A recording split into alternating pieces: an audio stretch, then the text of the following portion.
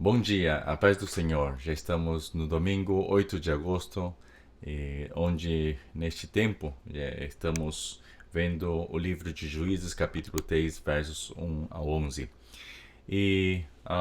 Sejam bem-vindos novamente ao meu canal da YouTube, como também do Facebook, onde estamos seguindo as meditações, compartilhando a meditação que Deus me tem permitido poder compartilhar com cada um de vocês. Então vamos a pedir a direção do Espírito Santo para que nos possa falar aos nossos corações. E nós precisamos da direção do Espírito Santo para poder entender a palavra de Deus. Então, se vamos a uma oração para pedir a sua sabedoria para compreender esta passagem. Vamos a uma oração. Amado Senhor, muito obrigado, Senhor, por darmos um dia mais de vida, Senhor, e uma chance mais e oportunidade mais, Senhor, de poder estar diante de Ti, Senhor, da Tua palavra, para que possamos receber de Ti, Senhor. Além de que seja domingo, é um dia de descanso, um dia onde nós queremos passar junto com as nossas famílias, Senhor, que também são tudo muito importante. Mas, Senhor, faça que o nosso coração esteja disposto a poder ter uma fome e sede de Ti, Senhor, porque sabemos de que o mais importante, a coisa mais importante na nossa vida é de poder conhecer a Você, Senhor.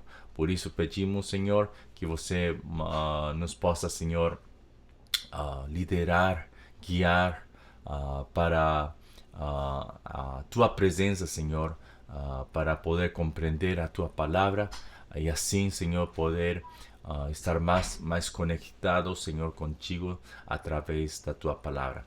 Que somente o Teu nome seja glorificado. Em nome de nosso Senhor Jesus Cristo, oramos. Amém. Amém. Bom, então vamos à leitura da passagem de hoje, como tenho falado. Juízes, capítulo 3, versos 1 a 11. Juízes, capítulo 3, versos 1 a 11. E assim diz a palavra do Senhor. São estas as nações que o Senhor deixou para pôr à prova todos os israelitas que não tinham visto nenhuma das guerras em Canaã. Fez isso apenas para treinar na guerra os descendentes dos israelitas, pois não tinham tido experiência anterior de combate. Os 5 governantes dos filisteus, todos os cananeus, os sidônios e os heveus que viviam nos montes do Líbano, desde o monte Baal-Hermon até Lebo Amate. Essas nações foram deixadas para que por elas os israelitas fossem postos à prova, se obedeceriam aos mandamentos que o Senhor dera aos seus antepassados por meio de Moisés. Os israelitas viviam entre os cananeus, os hititas, os amorreus, os ferezeus, os heveus e os jebuseus. Tomaram as filhas deles em casamento e deram suas filhas aos filhos deles, e prestaram culto aos deuses deles.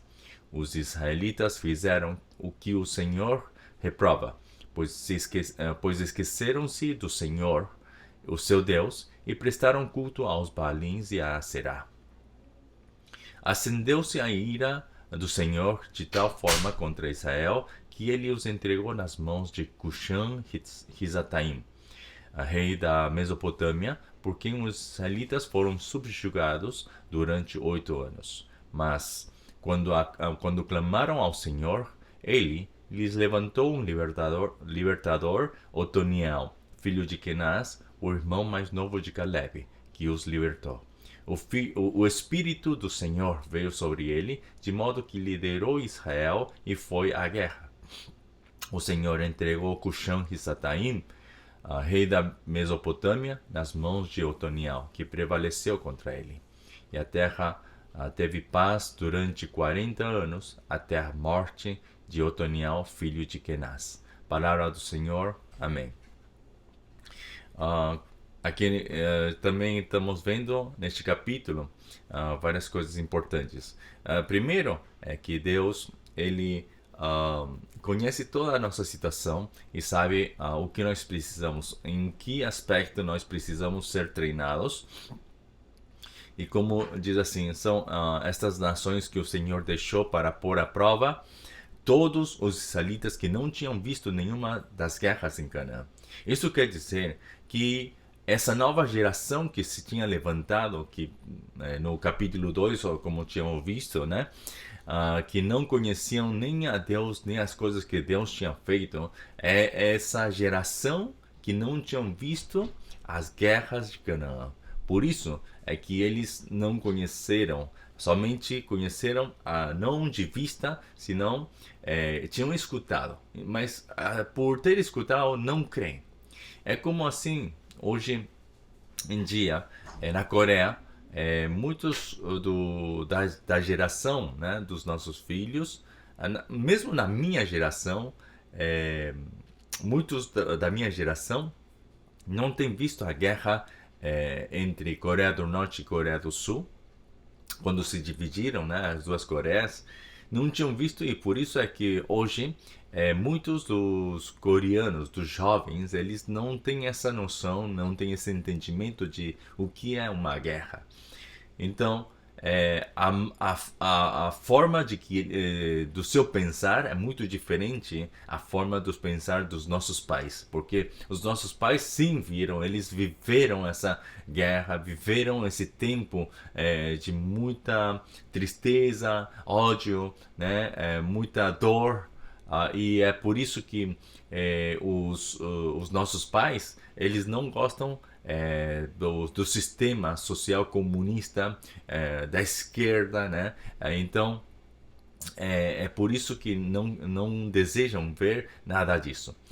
Mas o fato é de que o sistema social hoje em dia para os jovens está sendo de muita fama, está gostando muito para os jovens, porque é como que se o sistema social estivesse dando uma chance de poder conseguir alguma coisa mais fácil, né?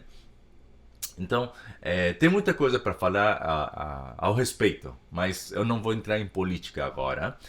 Por isso, somente para fazer uma análise de como era a situação dessa nova geração com a nossa geração também, né? Com a geração dos nossos filhos que menos entendem ao respeito da guerra. Então, como eles não tinham visto nenhuma das guerras de Canaã, por isso é que Deus tinha deixado esses povos para poder provar aos filhos de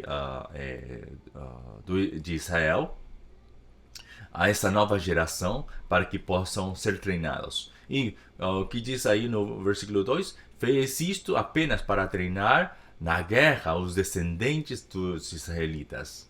Para treinar na guerra, para poder treinar a eles, porque eles não tinham experiência, pois não tinham tido experiência anterior de combate, né? E diz assim, no versículo 4, essas nações foram deixadas para que por elas os israelitas fossem postos à prova. Novamente está repetindo, pôr à prova, posto à prova, né? Segue-se repetindo novamente, porque esse é o desejo de Deus para provar. Mas provar o quê? Provar a sua capacidade de combate? Não. O desejo de Deus era de poder dar uma situação para poder provar onde está o seu coração. Porque o combate em si não depende da capacidade do homem, senão depende da obediência do homem. Isso é o que Deus tinha mostrado através de Moisés, através do tempo de Moisés, quando Moisés, junto com Josué e todos os seus homens também estavam lutando. Deus, desculpe, tinha mostrado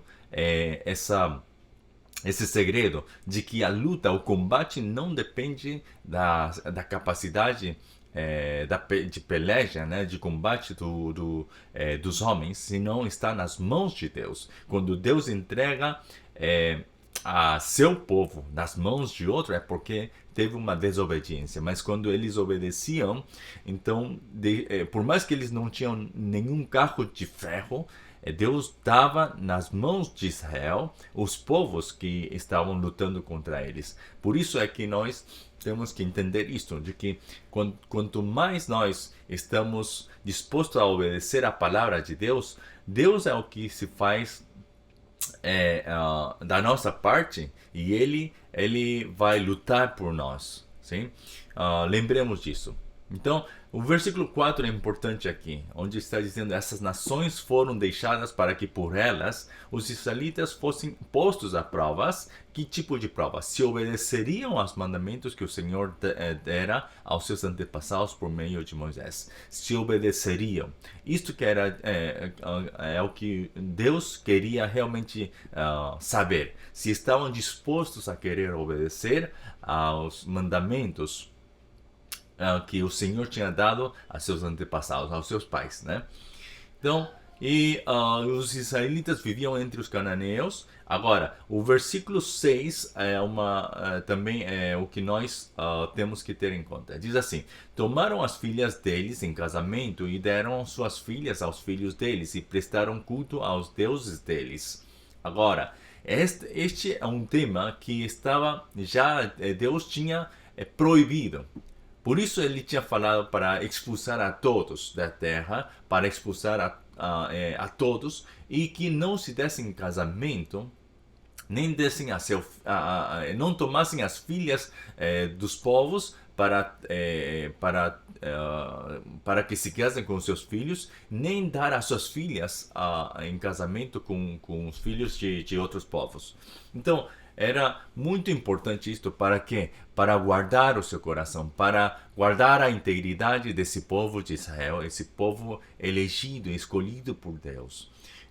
Mas os israelitas fizeram o mal, deram em casamento. Agora, por que não podiam casar-se com outros? Para que não se prostituíssem, para que não dessem o seu coração a outros deuses. Porque quando se casavam, não era que tinham essa condição de que se casassem, tinham que deixar os seus deuses para poder crer somente no Deus de Israel. Não era essa a questão. Então, quando se casavam, traziam também, juntamente com ela ou ele, tudo, toda a sua costume, toda a sua religião também. Então, é por isso que no versículo 7 nos está dizendo: os israelitas fizeram o que o Senhor reprova. E qual é essa reprovação? O que é o que Deus está reprovando realmente? Diz assim: pois esqueceram-se do Senhor, o seu Deus, e prestaram culto aos Baalins e a Aserá. Esqueceram-se do Senhor e prestaram culto aos Baalins. Se tivessem trazido as mulheres de outro povo para que se casem com os seus filhos, tinham que ter feito alguma coisa para que não trouxessem a seus deuses. Mas por causa de ter casado com outros povos, trouxeram também juntamente com eles, com elas, todos os seus deuses, os seus ídolos. E essa questão de seguir adorando a Baal seguia juntamente com eles, porque não tinham expulsado todos os cananeus. Então, era muito difícil guardar o coração dos israelitas. Por isso é que fizeram o mal contra Deus, né? Fizeram tudo o que o Senhor reprovava. E diz assim no versículo 8: acendeu-se a ira do Senhor de tal forma contra Israel que ele os entregou nas mãos de Cuxã e Risataim, rei da Mesopotâmia. Mas diz assim: por quem os israelitas foram subjugados durante 8 anos. Imaginem-se 8 anos de ser subjugados, ser sometidos a uma escravidão, de ser sometidos a uma situação onde não tinham liberdade. Então, aí diz assim: mas quando clamaram ao Senhor. Vejam, então, será que essa geração realmente não conhecia a Deus? Sim, conheciam, por isso é que eles podiam clamar. Se no momento toda pessoa sabe da existência de Deus. Por isso é que quando estão em problemas, em grandes problemas, por mais que nunca tinham clamado a Deus, eles lembram de que existe um Deus. E é por isso que clamam a Deus. Por mais que nunca pisaram a igreja, nunca visitaram a igreja, mesmo assim ao ter esse conhecimento de que existe um Deus, da existência de Deus, eles no último momento da sua vida clamam a Deus para pedir por ajuda. E isso é o que nós temos que saber, de que não era que essa geração, essa nova geração que se tinha levantado, não era que eles não conheciam, senão que eles não queriam ter a Deus no seu coração. Isso é diferente. Isso é por causa da nossa pecaminosidade. O que nós não queremos fazer. O que nós queremos fazer tem que ser feito sem Deus. Quando nós estamos com Deus, não podemos fazer o que nós queremos fazer. Isto quer dizer, o que a nossa carne deseja fazer vai em contra do Espírito. Assim como em Gálatas 5,17 nos está dizendo que as coisas do Espírito não podem estar junto com a carne, porque estas duas não podem estar juntas. Aquele que é do Espírito vai seguir o do Espírito, aquele que é da carne vai seguir o que é da carne, porque estas duas não podem ir juntos. Isso é o que Gálatas 5,17 nos está dizendo. Agora, aqui também nos está dizendo a mesma coisa, que o homem que está no pecado, nesse momento de muita dor, de muito sofrimento, se lembra do Criador, se lembra da existência de um Deus. E é por isso que buscamos a Deus. Versículo 9 diz: mas quando clamaram ao Senhor, Ele lhes levantou um libertador. Lhes levantou um libertador.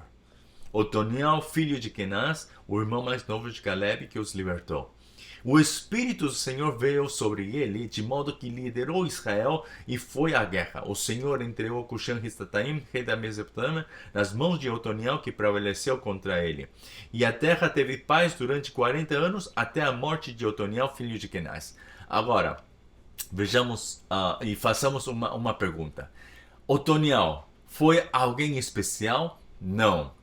Otoniel não tinha sido nenhuma pessoa especial. Se não foi tomado por Deus, ele foi escolhido de Deus. Não era que Otoniel se merecia ser escolhido, senão Otoniel foi tomado por Deus. Por quê? Nós podemos imaginar de que Otoniel foi tomado por Deus porque, de alguma maneira, ele, a diferença de outros homens dessa geração, teve o desejo de querer buscar a Deus. De alguma forma era assim, né? Não existe nenhum relato que diga acerca de como foi a vida de Otoniel. Mas para que fosse tomado por Deus, tinha que ter pelo menos esse desejo, né? Uma diferença com os outros. Mas não era por causa de que ele tinha feito alguma coisa, não era porque ele se merecia, senão ele simplesmente foi tomado por Deus. Assim como Deus, quando chamou a Abraão, também Abraão não era ninguém para ser chamado por Deus. Ele tinha 75 anos, ele não era nenhuma pessoa de guerra e simplesmente foi tomado por Deus, e a coisa que Deus o abençoou com uma tremenda bênção, né? Com uma tremenda promessa. Mas no tempo de Abraão não aconteceu.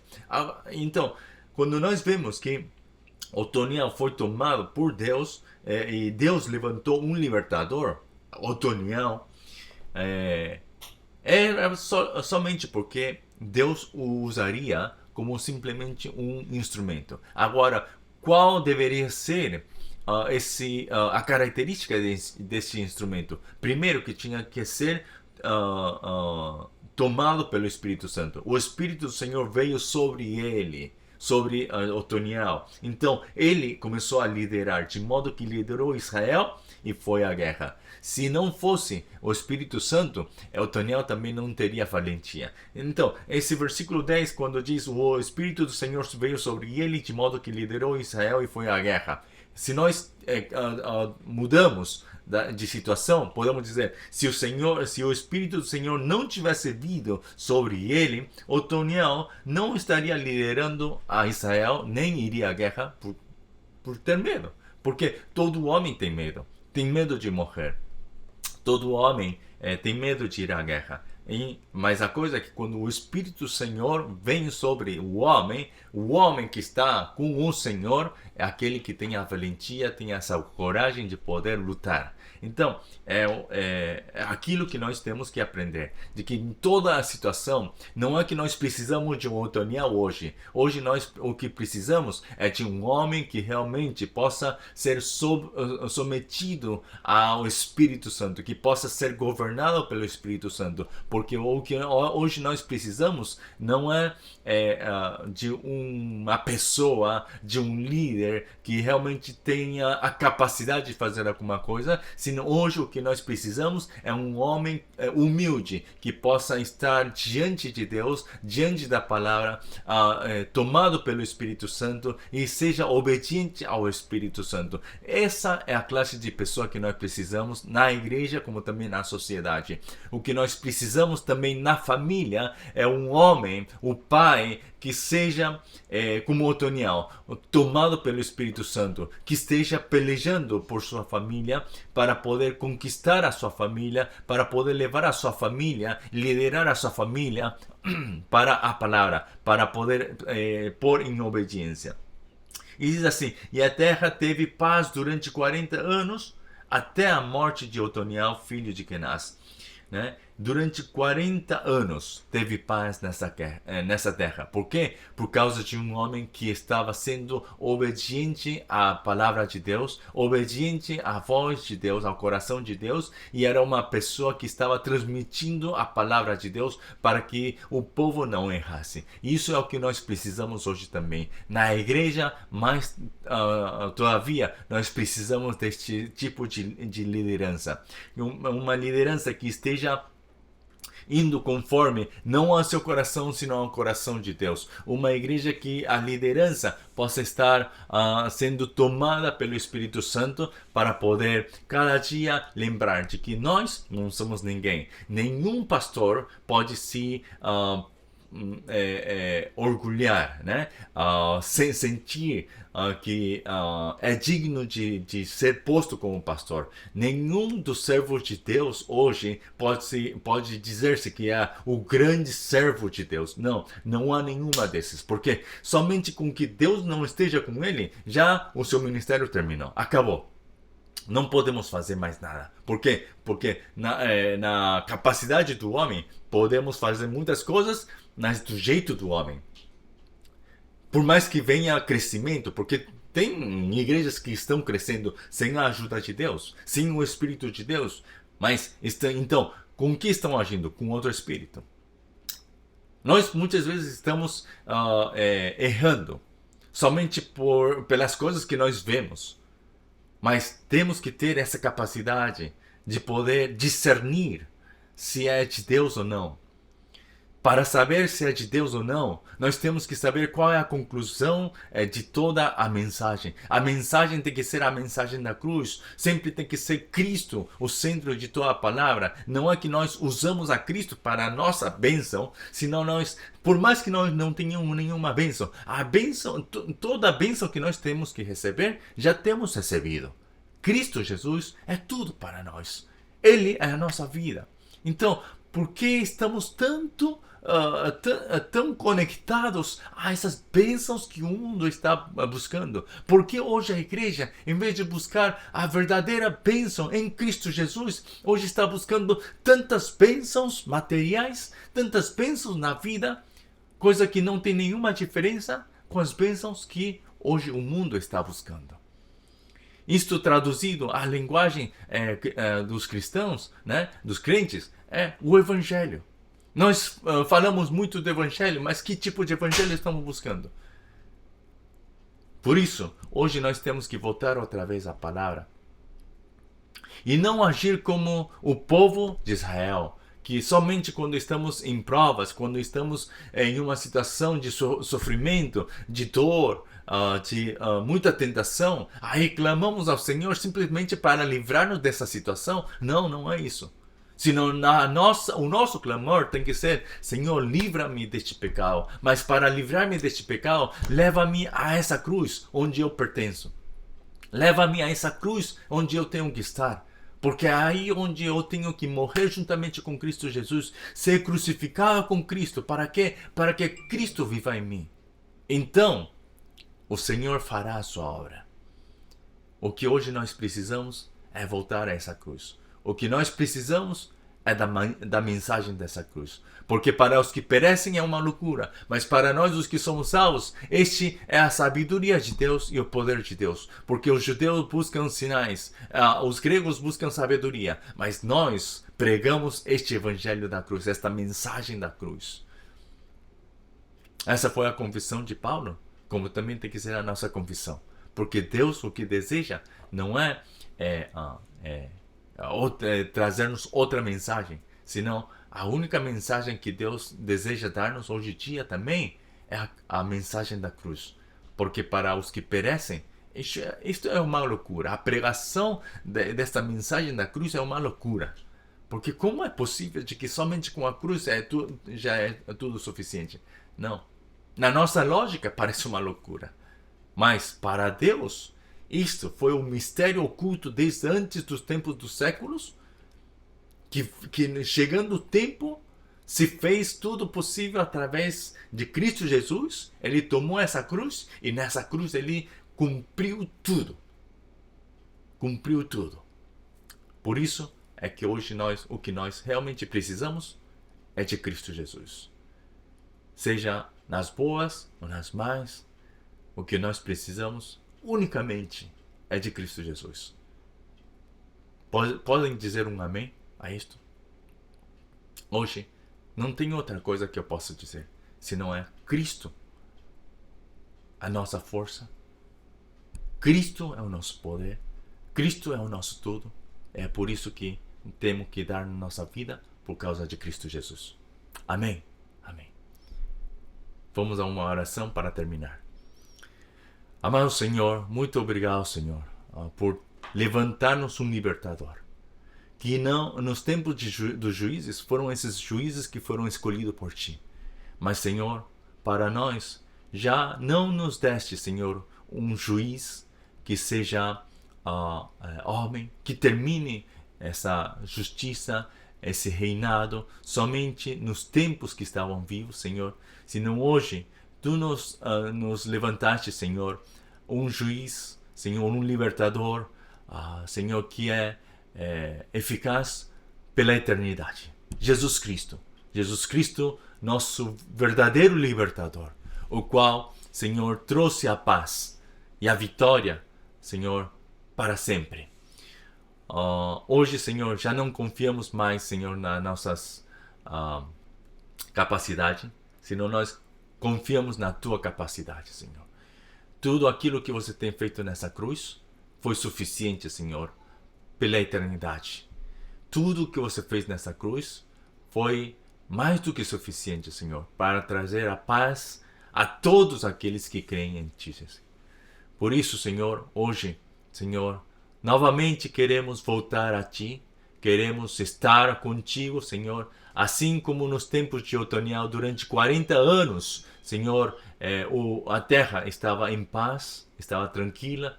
Também nós queremos, Senhor, ter paz em Ti, Senhor. Sabemos de que vamos ter muitas provas, vamos ter muita tribulação, mas, Senhor, dentro de nós, Senhor, sabemos que podemos achar a paz porque estamos com Cristo Jesus. Senhor, porque essa paz traspassa todo entendimento, Senhor. Senhor, este dia, faça que a Tua igreja possa pregar o Evangelho da cruz, Senhor. Essa mensagem da cruz, Senhor, que as igrejas não estejam buscando outro tipo de Evangelho, outro tipo de mensagem, senão possam estar centrados em Cristo e que somente o nome de Jesus Cristo, Senhor, possa ser louvado, exaltado e proclamado em meio de todas as igrejas no Brasil, como também no mundo inteiro. Que o Teu nome seja louvado, em nome de nosso Senhor Jesus Cristo, oramos. Amém. Amém. Bom, que tenham um ótimo dia, um ótimo domingo e que possam ser uma bênção, vocês possam ser uma bênção nas suas igrejas. Para aqueles que ainda não estiveram na igreja, no culto da igreja, que vocês possam ter essa oportunidade de ser uma bênção para os seus irmãos. E aqueles que já estiveram na igreja, que já estiveram no culto dominical de manhã, que também durante o resto do seu dia possam ser uma bênção para as suas famílias, como também seus vizinhos também. Tá? Então, que Deus os abençoe e nós nos estamos vendo o dia de amanhã. Até lá. Tchau.